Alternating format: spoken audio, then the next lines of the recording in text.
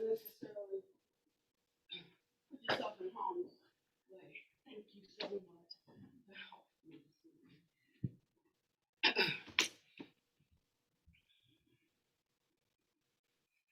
evening. Oops.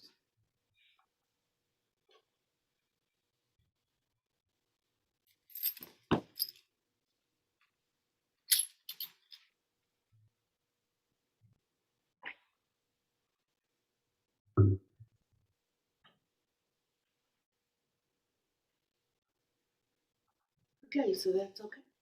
Great. Good morning, everyone. First, I want to thank you for coming out last Sunday and supporting Joe as he gave his first Dharma talk. I didn't even know your history till I listened to the recording. I watched the Zoom afterwards, and I was very much amazed because I know the engineering side of Joe. You know, I know that part. But when he told a story about his days of living in the ashram and the lands of bliss and so forth, I'm like, what? You know, so it's very wonderful. I can get it with you. But I thought that, boy, that must have, I'm always thinking, like, you know, I understand how Panyadeep and I are very different. We see things, we're going to open a minute, we see things differently. And I appreciate it because it helps me to have a fuller understanding of you. I still may have my opinion. You don't have to be attached to it. I can accept you not accepting, you know, my view, but I still have my view, and usually our views they don't clash, but they give a more fuller picture of what might actually be happening or going on. So thinking about that and thinking about Joe being an engineer, because when he's talking, he's always like laying it out, and he's the first step and the second. And I'm like, Joe. And then, you know, and I said, it must have been tough. I said, Susan, must have been tough. But now I see that it actually wasn't. That's why you can't make assumptions about things. Isn't that right? Isn't that right? Yeah. So I wanted to say that I was very, very happy with the talk. You gave Dharma, but more than that, I was happy for you because once you had the assignment, like when I asked them to do, it's like, okay, if you say so, I'm just gonna do what you asked me to do. You know, but when he got up here and took this seat like the teacher's seat, right? You know, and even opened it up for questions. You know, so I don't even open it up for questions. Like, just to listen, go home, think about, agree, disagree, and we can agree or disagree, you know. So I don't even open it up that much for people like just throw questions at me, you know, because I want what's been said to have an opportunity to seek in before the speculating mind jumps up with questions, and then just what was shared from the Dharma just gets lost with this speculative questions. You know, but he opened it right up for questions, and he said it, yes. And so I thought it was really, really, really wonderful and very much engaging. So you will have more opportunities to ask your questions and to give your comments as time goes on. I'll make sure Joe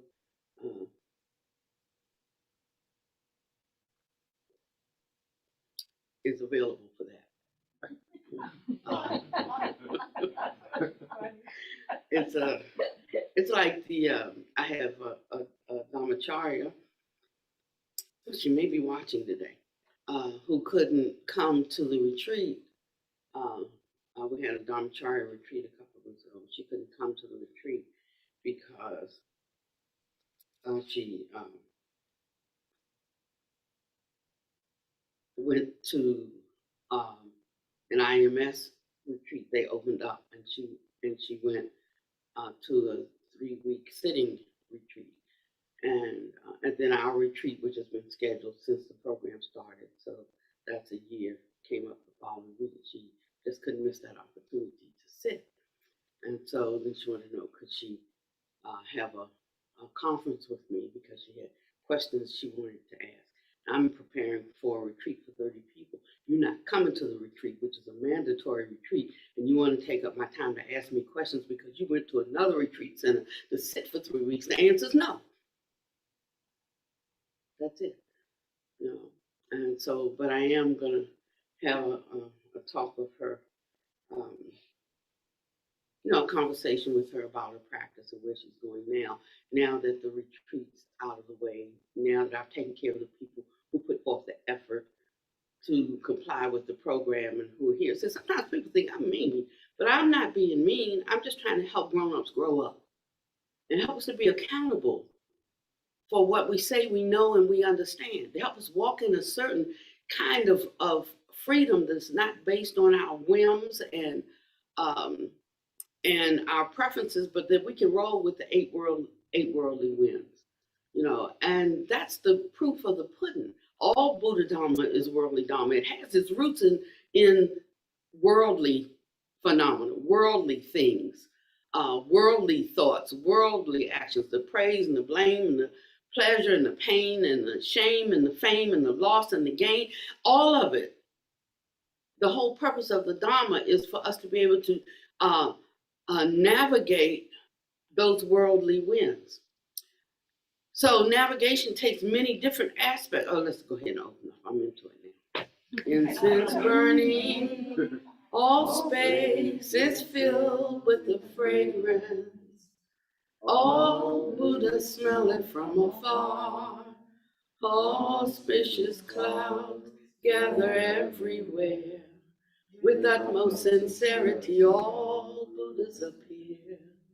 We pay homage and offer clouds of incense to the Bodhisattvas and the Mahasattvas. We pay homage and offer clouds of incense to the Bodhisattvas and the Mahasattvas. We pay homage, we offer clouds of incense to the Bodhisattvas and the Mahasattvas. Some people tell me, like, I'm lonely, I'm so lonely.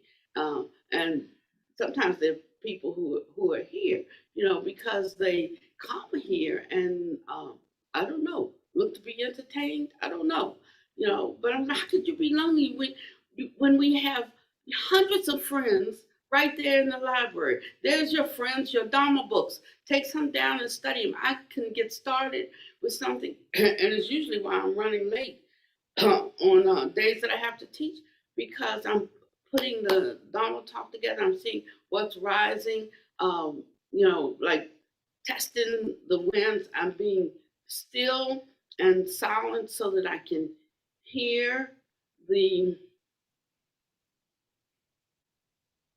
concerns travel on the wind.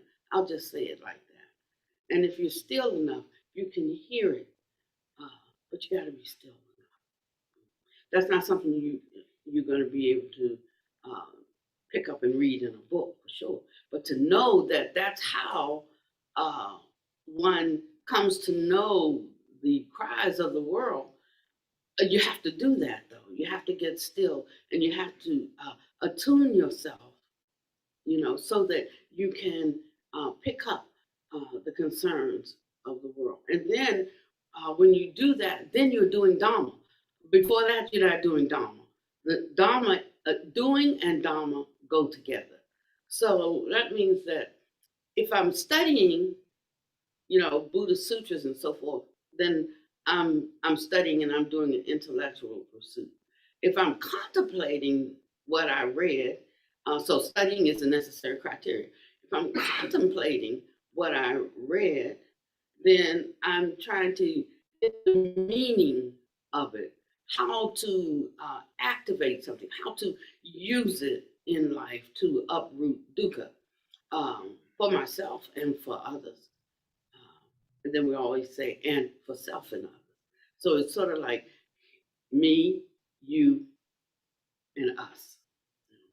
Uh, so that's a necessary pursuit. One must contemplate. One must examine. You know, it's great to contemplate, but that's just hanging out there in the contemplation world. That's not really where it hits home. Examining is how well I live up to these things that I embrace, that I say I believe, or that I know, or that because you think something doesn't mean you live it. You know, that's just a thought going through your head. You know, and so there's a difference between what we mentally assent to and what we actually have developed the discipline and capacity to walk out. You know, so that's like your teenage kids wanting to be grown in your house. You know, they just don't quite get it because they read in a book somewhere that when they turned 18 they were grown up. Yeah, and so we find ourselves in that position spiritually when we read a lot and maybe even contemplate a lot, but don't self-examine. Sometimes we don't self-examine because it's like just too painful to think that I'm just a stinky skin bag. But once I know that I am, like it's no problem. I can look at something because I'm not having aversion. Like I don't want to see it. Like or I have aversion. Like I don't want you to see it. You know, or I have aversion because I know it's true and I don't want to acknowledge it. Like I don't want to work on that right now. I'm working on 5 other things. You might think that's the thing I need to be working on because it would make things go better with you. But I know for a fact I need to work on these things over here. And when I take care of those, that will also be taken care of, you know? And so we have to find out these things and we have to do that actively. You know, it's an active engagement with the Dharma. So I call them friends in the library because they're not just words on a page, but they point me to a journey, a way of living and moving and having my being in this life, you know, so that I can know who I am, what manner of person I am, what qualities I possess, what things need working on. And that's a full-time job. But work on it we must. And so that work becomes like how adults think about a job or a career, you know, except the ones who trust fund babies, maybe they don't have to, but most of us are not. And so we have to do things to take care of ourselves in life and do things to take care of our loved ones in this life and do things to take care of strangers in this life. And sometimes we even have to do things to take care of our enemy in this life.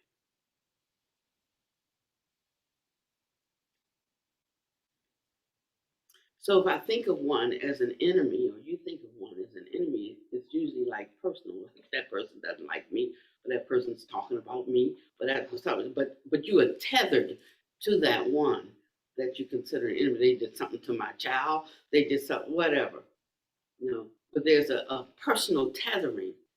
And I'm not speaking, and we can practice with them. But ultimately, when we speak of an enemy, a true enemy is one who goes against the truth, not one who goes against you or one who goes against me. That doesn't really constitute enemy status. We just call them our enemies. But true enemy status is that which is just wicked and goes against the truth to thwart and destroy people, you know, to steal people's happiness and their joy. But we think of an enemy in a very personal sense. So we're going to have to broaden our scope around that concept. That's part of the Bodhisattva practices. The 37 practices mostly just deal with getting rid of the thoughts we have about other people. Like they're our enemy.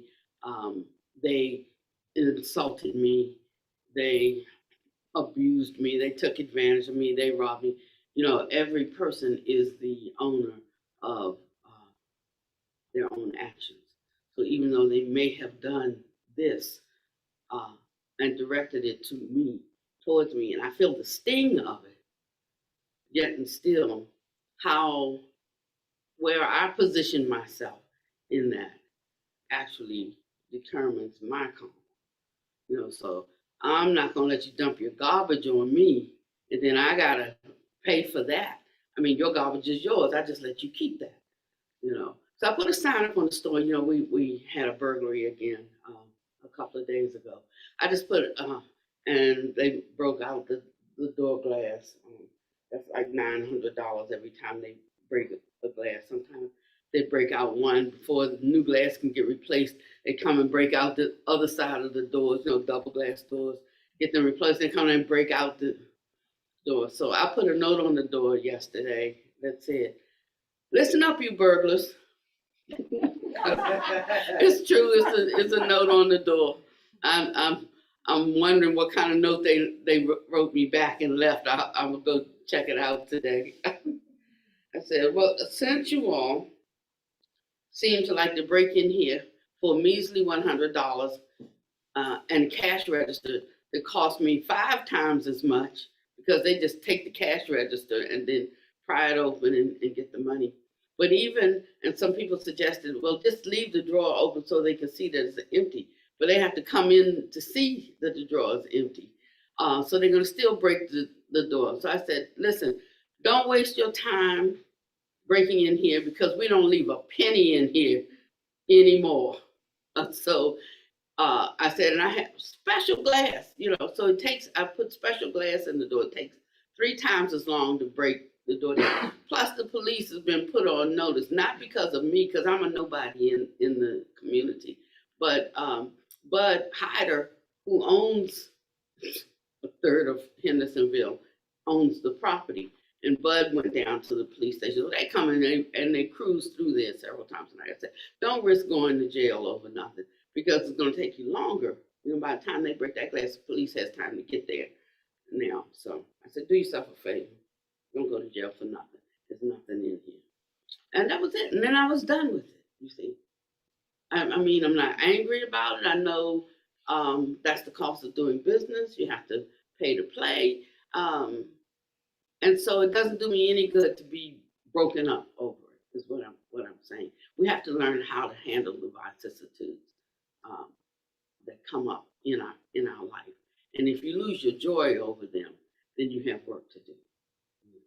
That's just my kind teacher right now.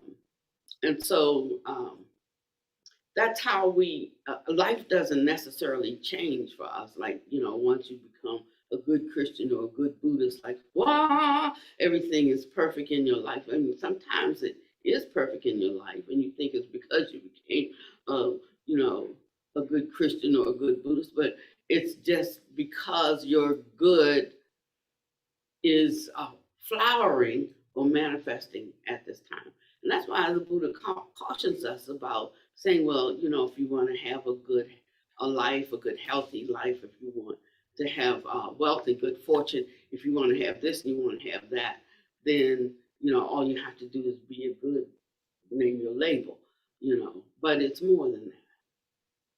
Because it's not just the good that we do, it's just how much of the not good that we also do. It's not just as much the not good that we also do. It's the rebirth linking consciousness and what things are ripening that are in that mind stream even before there was the birth of the one that we call you. And so there are many, many different things that filter into how your life goes, on a daily basis. We do our best to eliminate as much of it as we can, however, but whatever we, like cannot avoid. Somebody says, well, why don't you put more lights? We have it's all lit up. That's not the issue. They know how long it takes the police to get there. It's all, well, why don't you install a security system? We've got one. We see the guy. We just can't make him out because he has on a ski mask and gloves and so forth, So we put it on TV the other day for help. Somebody will turn him in for $500. I mean, he break in for 100. He already knows what's in the drawer, and it's the same guy each time. And so, sometimes things even get a little bit comical when you are not so personally attached to them, when you're not so close to them. So whenever I start to get a little agitated or aggravated or sort of like feeling out of my skin, then I think, oh, what is this about? Not the thing that's happening, but what am I a little too close to?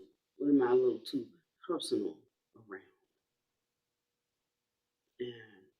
And I look for that, not so much what is actually happening out here, but what it is in here, inside, that's making me approach or look at or hold to, a certain feeling or a certain view, or a certain idea or opinion or demand for an particular outcome. And that's our training ground. I mean, if you don't want to do it this life, no problem. But if you want to taste the sweetness of being able to be fully mature, lacking in no good thing, this is the invitation. It's an invitation. And sometimes we want some, but then we too much. Can't eat another bite, and we go off for a while and work on something else and not requiring so much of us. But after a while, hunger comes back again. Hunger. Because once you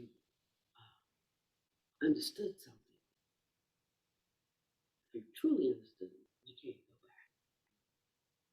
You can go back for a minute because I need a break. I need to hear something else. I need to do something else.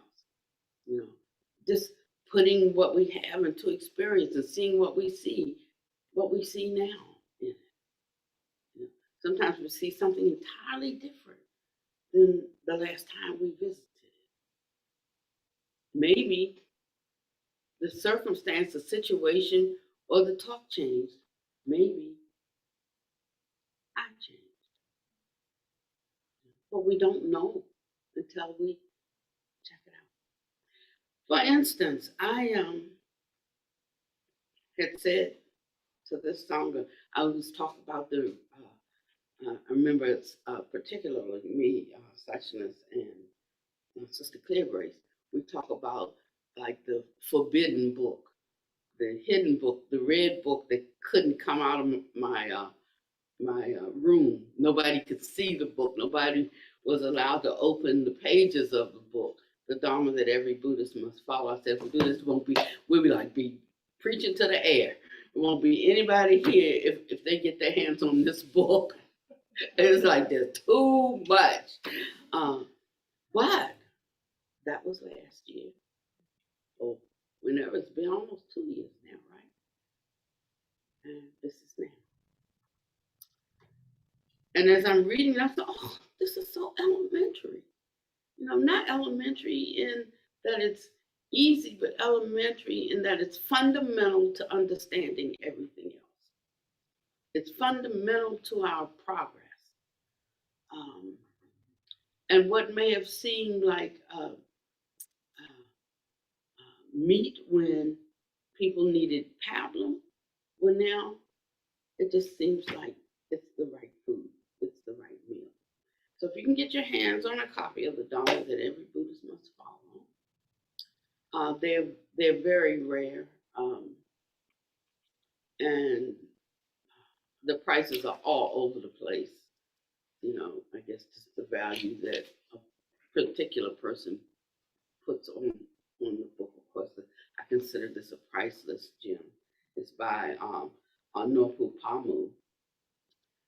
Pamu is, I think she's gone now. She's she lives somewhere in the Himalayas in a cave, and she's not coming back out anymore. And she left 3 books. I think this was the last. Is that right? This was the last book. She has 2 others. They're not translated into English. This particular one is in English.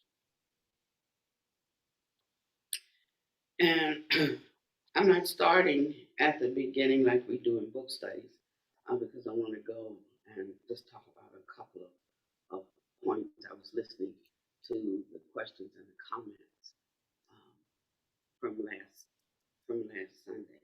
And I was also, Panya Deepa said, he's very thoughtful. He's a good teacher. And Panya Deepa doesn't say that about many people. But I agree with you. Because I already knew this name.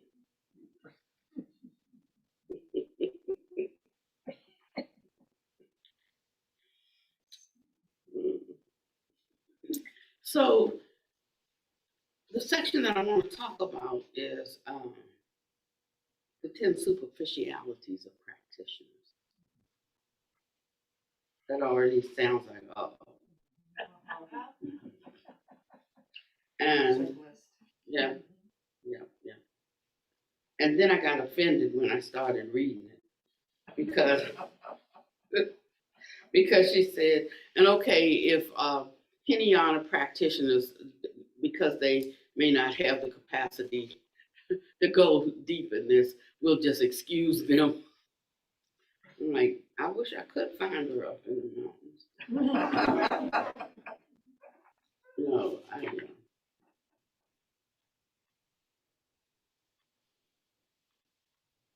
I think many Theravadins have the capacity to go all the way. The Buddha said he had male monks, female monks, male lay, and female lay, who were all part of the noble sangha. And the noble sangha in that sense meant those who had awakened. But somehow as the book filtered down to us, it's the monks. Here and there, maybe a nun, and the rest of y'all just also rans. But that's what I call an evil and erroneous view. That you have to be a monastic to awaken. So because they wanted to put that idea out there, and they couldn't not acknowledge that the Buddha did say that he had male and female lay. They said, yeah, but if they do awaken, they go and join the monastic within 5 days, or they die, or something like that. I'm like, where did the Buddha say that? It's truly stated in the Pali Canon, but so I just have to say every statement in there. I don't consider a statement true. It might be truly stated in there, but not necessarily a statement true. In the mouth of 2 or 3 witnesses, let everything be established, the Bible says. So when I go and look at what the Buddha has to say about who his followers are, and everywhere he's telling them, you can attain, you can attain, and you can attain, and then they say, but not really delaying. If you do, you have to quickly become a monastic, or you just die and leave the life. So I like it when Buddha Master reminds us that all worldly Dharma is Buddha Dharma. It's just how you relate to what is happening at that moment as to whether it's worldly for you or whether it's Dharmic for you.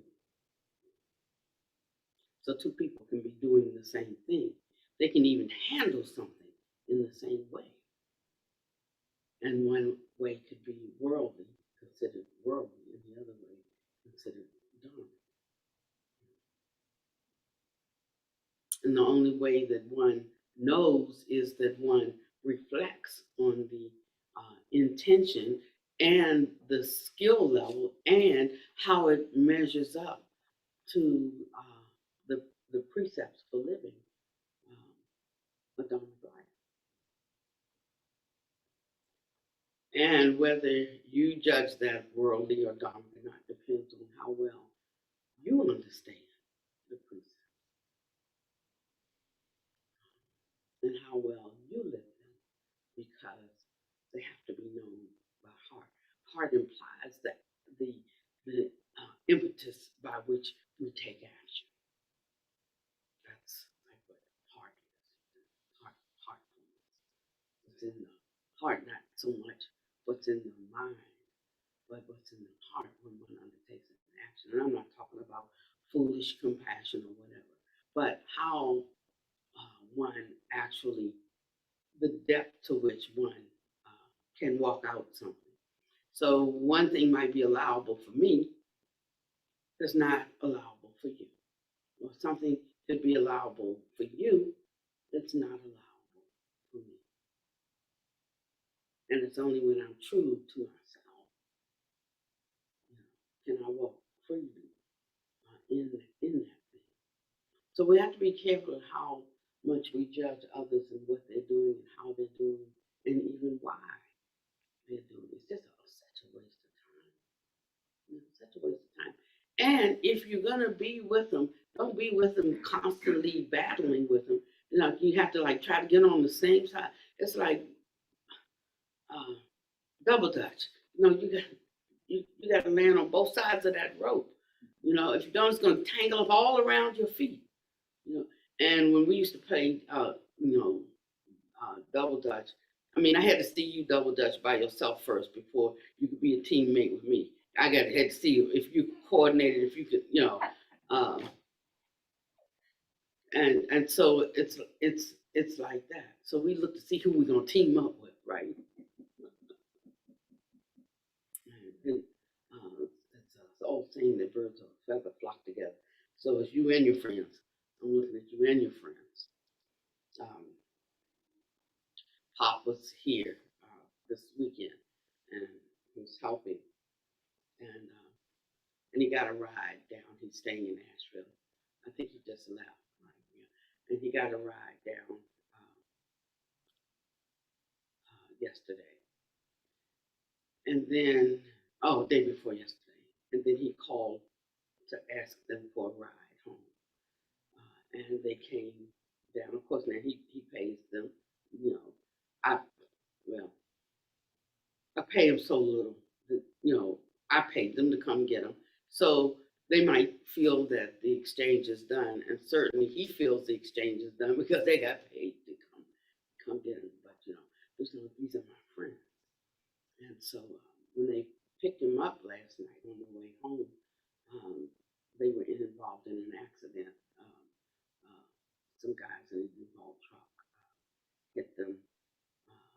It was raining really hard. They couldn't see anything, couldn't get a tag, and it was hit and run.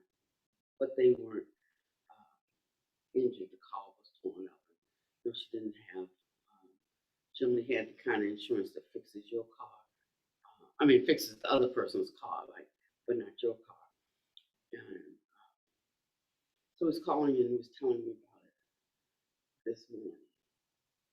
And he was saying, God is good because it could have been a really bad accident. And he really saved us. I said, well, how is she doing? He said, and then something worse happened. He said that while she was down here picking me up, her mother had a heart attack. And, so he says, I'm feeling pretty good, but she's feeling bad, because her mother being sick in the hospital today. So I said, she's got to make the report to the insurance company or this or that. I said, I see. I said, are you going to help her? He said, no, I'm getting ready to go home.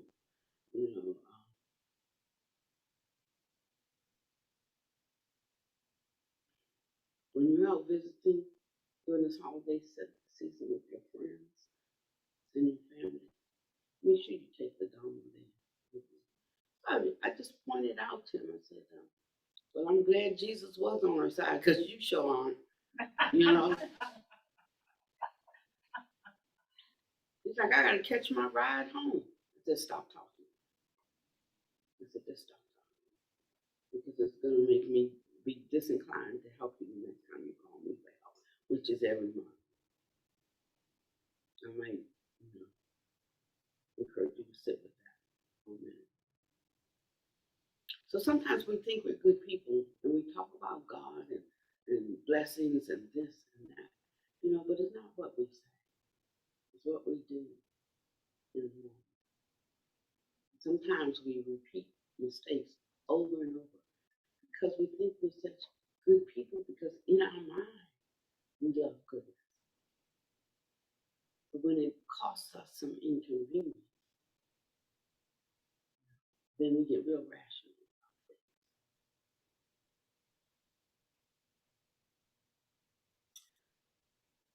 So we wouldn't want to go through all this work and be fooled, right? So I'm just going to read them off to you today because I'm going to get into them more over the next couple of talks. But the first one is the superficiality of reciting passages without really believing them.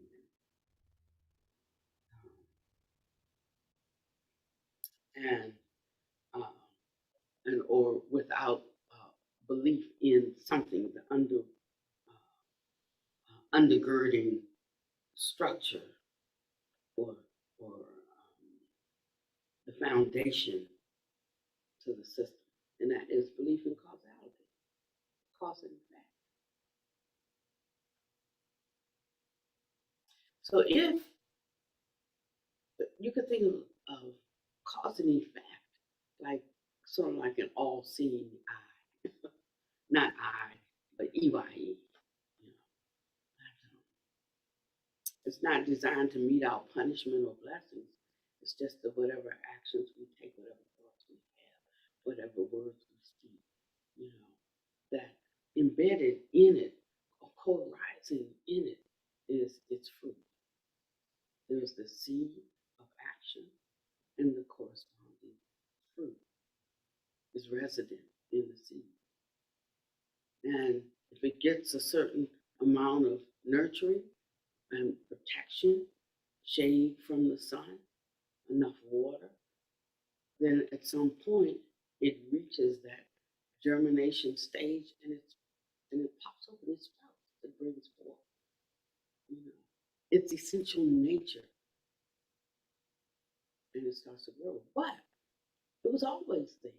It was inherent in the seed, dormant in the seed. Of course, I don't really call it dormant because it's already alive. It just has not matured. But it's there at the moment of instigation.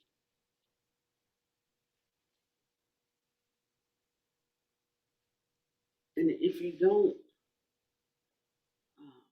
really reflect on that and understand that, then we think we can do things and get away with it because nobody saw it, or nobody heard it,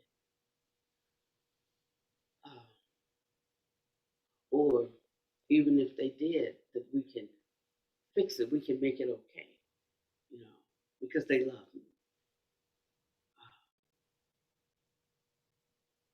And those are the erroneous views that we hold that forth us, and of course we were superficial practitioners. Superficial practitioners don't advance in transformation. They can advance in words of wisdom,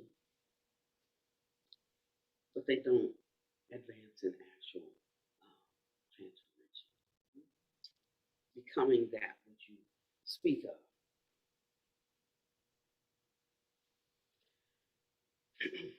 The second one, and we can go to a really deep study of that, but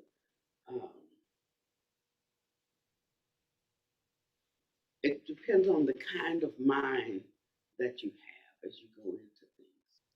So somebody can appear to be very helpful, but in their mind, they are they're wondering if they'll be recognized, because that will make them feel better. And I say to babies, no, nothing wrong with that. Just don't come spouting the grown up, the big pants Dharma, and feel that way inside. Stay with the kitty Dharma if you feel that way. If your motivation and reasons for doing things is around building oneself up, stay with the kitty Dharma. I went out to see Buddha Master Soma and I flew out last week. We flew out there to have what, 1 hour? It was 2 hours. Wow. And he gave us a 2 hour audience. I think we spent maybe a half an hour with just us to clear the hall. And I still didn't answer all the questions I wanted to ask. You have to like just test the temperature, And I'm like, I won't ask this one today, That'd be on another day, depending on what he has already said, because I know how he tests. He'll say something here, and if you couldn't connect that dot, then he's done, But if you can connect that dot in the right way, then he will add to it. It's very tough teaching. It really, really is. I mean, if you go in there with any ego, you are sunk. The night before, we arrived the night before, and I was reading something, one of the old Dharma talks.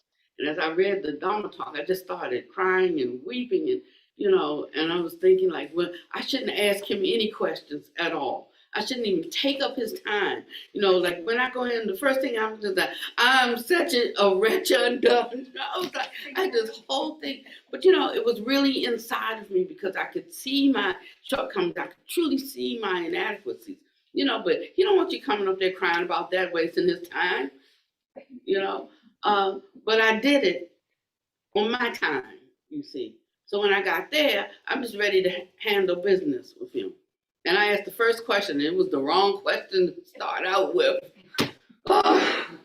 And he spent 20 minutes at least not answering the question. He answered the question in the first sentence, but he spent at least 20 minutes telling me why that was such a dumb question to ask, and why it was such a low-level question, and why, and I'm saying, like, I'm looking at these other 12 here. And so when he finishes, he says, what else? And I'm looking like, should I ask this one? I don't know. It was really funny. But once he talks about that, and he's done with that. That's what I like. That's what I like about it. But, it's a lesson I'll never forget, because he didn't soft soap and he didn't pet me up. He didn't use euphemisms. I'm a grown woman. Just tell me. And he does. And so a lot of people can't handle that, but that's what I go for. I go for that because I'm reaching for something, and it's going to take drastic measures to enter into it. But that's what I've given my life for. So you have to decide, how much something is worth to you. And a lot of times,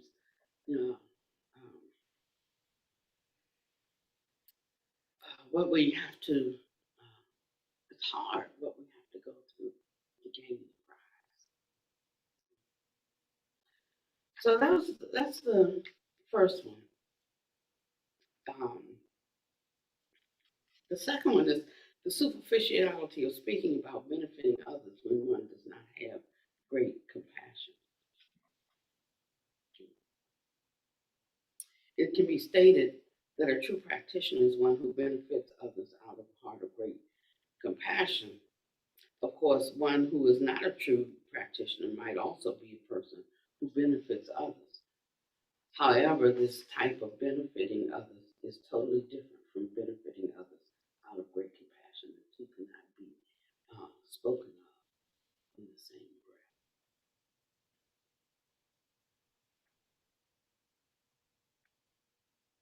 So it says practitioners of the small vehicle and the middle vehicle only seek a state of realization of an arhat or a Pachika Buddha so as to save themselves.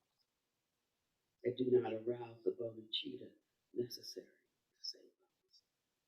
They only strive for their own complete compliance with the precepts and their own perfect practice of Dharma. They are attached to a state of realization associated with personal deliverance. Even so, they practice the four limitless states of mind in order to accumulate merit and thereby realize good fortune and wisdom. So, but they must first calmly reflect upon their own mistakes before benefiting others or being of benefit to others. They themselves must fully first adhere to the precepts. Their practice must be strict. They absolutely cannot harm other people.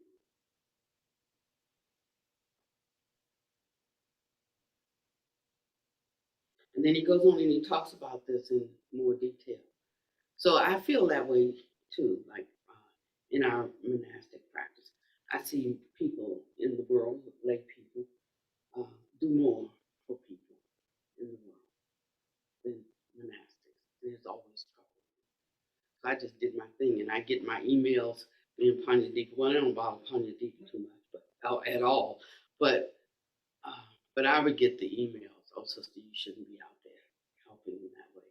Our job is to get people to Dharma, you know. But I remember when Soma and I went to India, and they were asked us to come out and teach the Dharma. We went out there.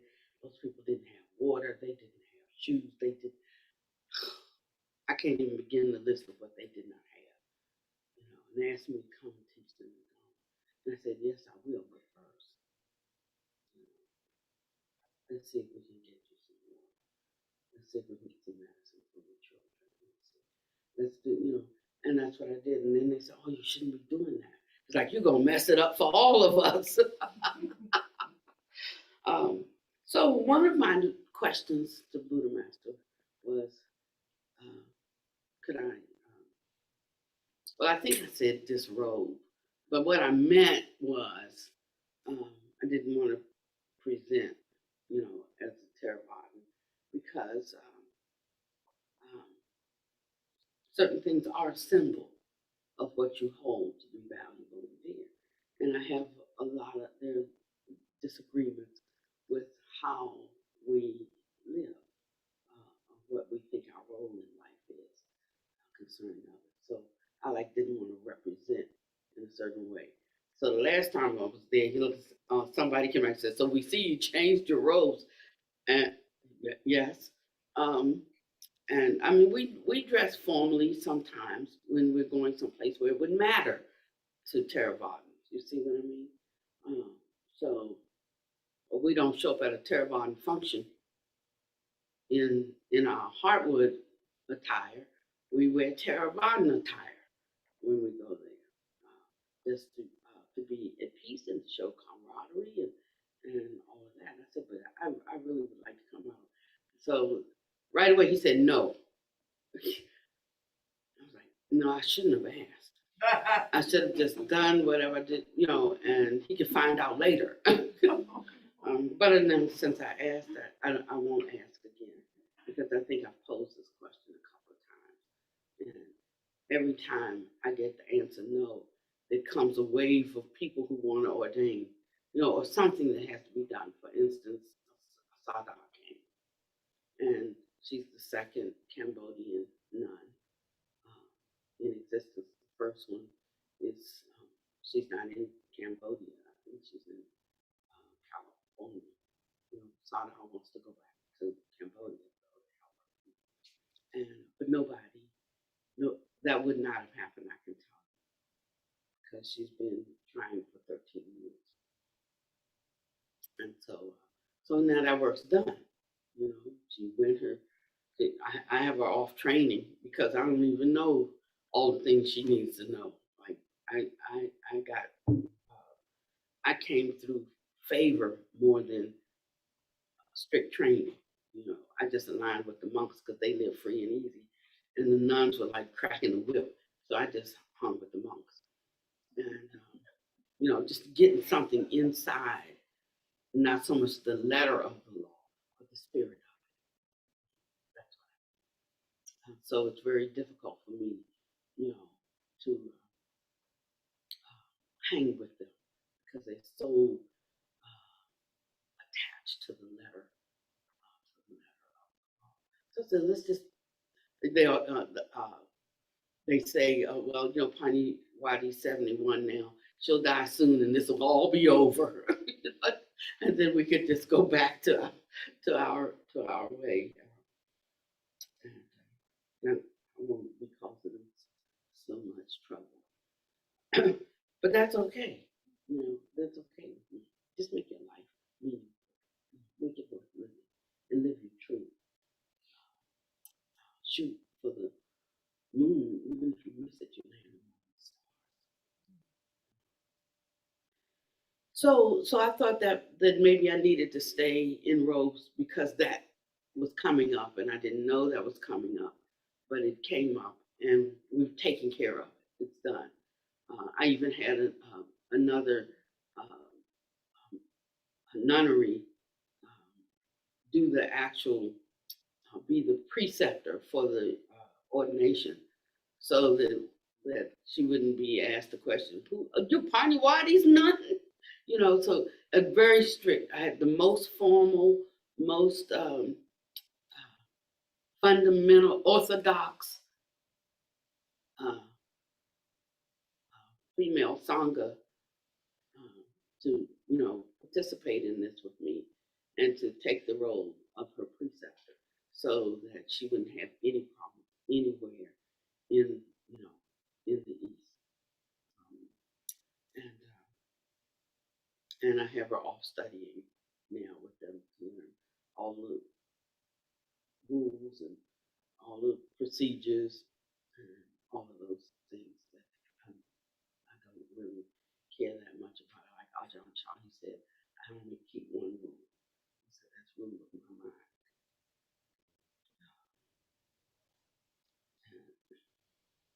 And laws are for the lawless.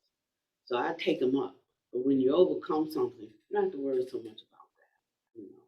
Once it has become you, you no longer have to have a reminder tacked up in front of you. It becomes a part of you. You just live that. And don't worry so much about the external. This is not an excuse or to denigrate, toss out. Don't tell anybody I said don't have to follow the rules. I'm not saying that.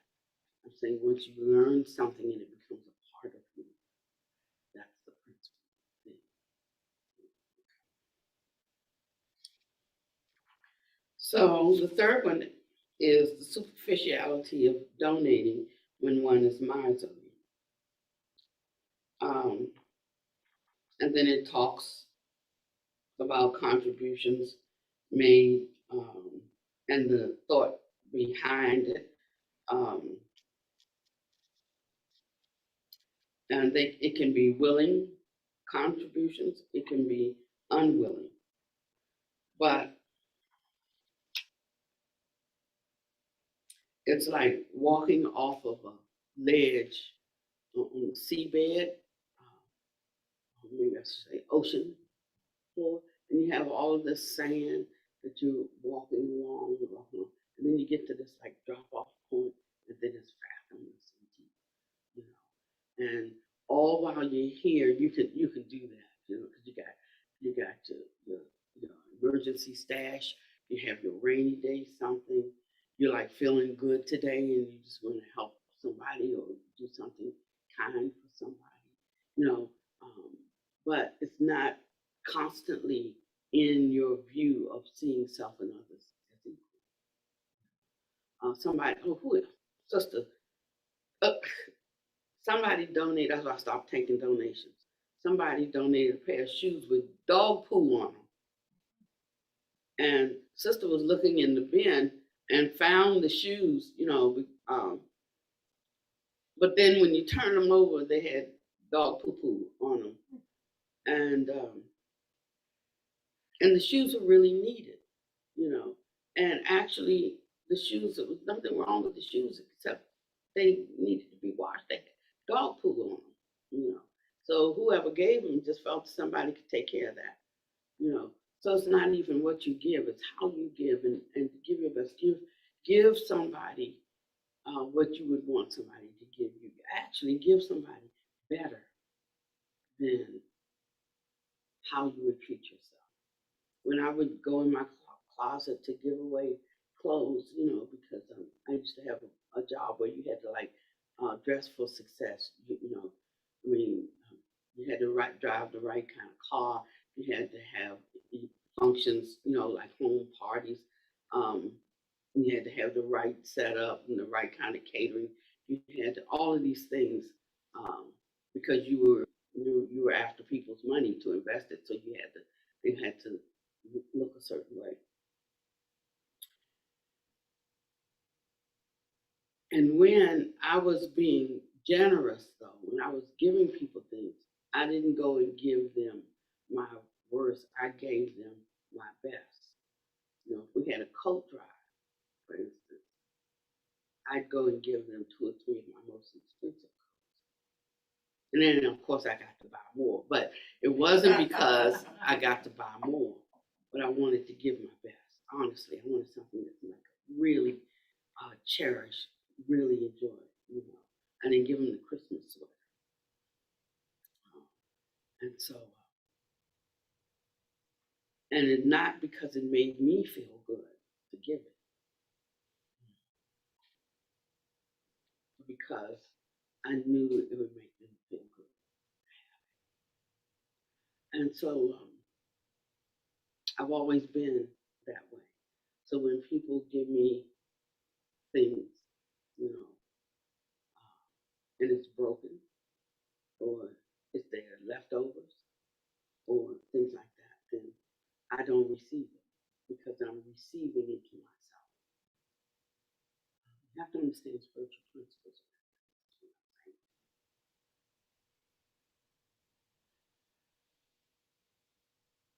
Because first of all, I don't really need it. So if you bring something, the Buddha spoke about gifts, giving gifts. He says even when a person comes and speaks certain things to you in a certain way, he said if it's not a thing that you want to take into yourself, he said you give them that gift back. You refuse that. It's not even personal, but understanding the power, the energetics of things. Now, if a person has no training and they don't know these things, then of course, then no harm, no foul. You graciously receive it, and you dispose of it, or you can transform it if it's salvageable, and then you give it with the right heart, with the right understanding. I'll say, I wouldn't say the right heart. I'll say with the right understanding. And as you enlarge yourself in that way, the one becomes magnanimous in their generosity. The Buddha said, until one becomes magnanimous in their generosity, that's the first lesson of Buddhism. Says you don't go further until they're there with that, because that's the same way they will receive the Dharma in piecemeal together, in parcel and package, and what parts they'll give out, and what parts they'll hold for themselves. So you see, it all runs together. Sometimes training can be tough. It can be even offensive due to lack of understanding. But when we go out from this place, we should not be considered ordinary, run-of-the-mill, untaught worldlings. Right? And I think I'll just do one more because it's 7 after, and I've been doing pretty good in terms of time. I'm going to do that one. Do number 7 or number 9. Boy, I've gone through the book so much.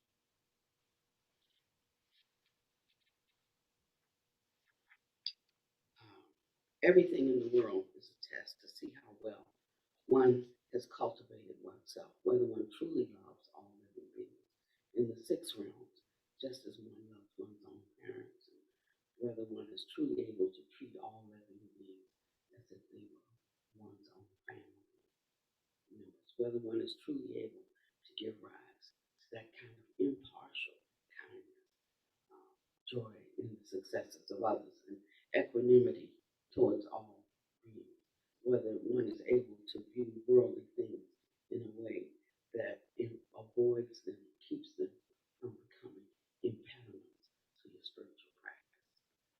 So, in other words, everything we do out here, especially this holiday season, we're visiting our family. Don't visit for the sake of visiting family. You visit family, and it's good to visit your family, but be the Dharma there. Make that part of your Dharma practice, your reason to be, not just a social visit for the ones that I hold dear. And that's what we've done many times in times past, and we didn't use the time wisely. We didn't use it for anything more than social convention. But we should be growing these simple ways that we serve others, that we serve the world, is by letting the light of the Dharma shine through when you go and visit your family and your relatives. As a matter of fact, one could say, but you shouldn't be visiting family and all cut up from family. That's that worldly stuff. But but the people who need it there, they're out there. Will never be here, So how will they hear? How will they know something? Just let your brightness shine, is what I'm saying. Don't get caught up in everything that they want to do. You'd be surprised how sometimes when you go against the grain, just a little bit, how it, and a lot of times people put you to the test too. But that's just how ignorance does. You can just let your hair down this one time. Come on, let's go out drinking tonight. It's going to be very difficult, to be there for them dominantly after we do that. So let's try to hold ourselves and keep ourselves the best we can. Of course, the Buddha went to parties all the time. He was from that class. And they were saying, his disciples, why can't we go with you? He said, because you can't handle it. You can't handle it. But I can. And he said that when he would go to these places, these wedding parties and all this, where they just had all this decadent behavior, and he said he would go in and he would be scanning who was ready. Yesterday I worked all day at the store, and I loved being there. And me and Madonna and Pops, we were like, the store needed to be cleaned up. It needed to be straightened up. And the nuns had gone up the day before and we'd gotten rid of like a truckload of trash, or broken appliances, things not fixable, half the parts missing, and just making the store look like a junk shop. And I'm fixing this up to sell it because I'm done. I can't do it by myself. Nuns don't really find pleasure in it, so perfunctory action doesn't count. So don't waste your time with it. But when I went, I just loved being there. I loved being there. I loved every customer that came in. And we talked, and we had the biggest day that we've had in 2 months. But there's something about the energy that attracts certain things. So you have to know where you stand with things. And sometimes you can change things. You have the power to change things. But it just depends on whether you want to or not. But if I have to go do something, I'm going to do it with all my heart, all my might. I'm going to enjoy it and everything because I want to bring the highest best to it. I want to all stop was open. And so I just enjoyed it so much. I don't have the physical strength to do a lot of the things that need to be done. But I sure enjoyed it. And when we left out last night, the place was sparkling, the floors were scrubbed, a whole lot more furniture was out, a whole lot furniture sold. Yesterday that Sister Suchness and Sister Rosita, helped find the parts too, and if you didn't have, I'll move that to the back and bring something whole up front, not 15 half assembled things, just things like that. But that's just looking at something, and that's a healing vigil. So it doesn't matter whether one is working with someone who has physically or has a physical infirmity, or whether it's fixing and putting together broken furniture. All of it is the same to me. It's just all the same. And when you can work in the world in that way, and it's all the same, then you truly walking the Dharma path.